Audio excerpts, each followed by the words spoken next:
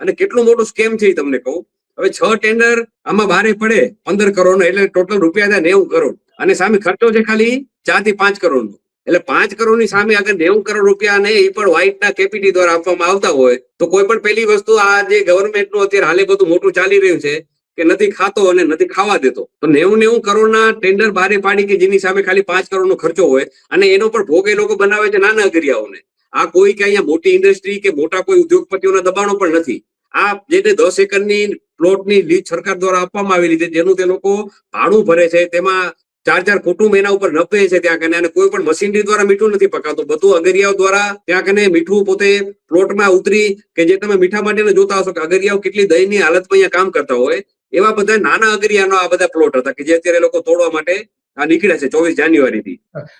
તો આમાં હરેશભાઈ કેટલા અગરિયાઓ અંદાજે કેટલા હશે કે જે એકદમ નાના હોય એવા, અને મોટા કેટલા હશે?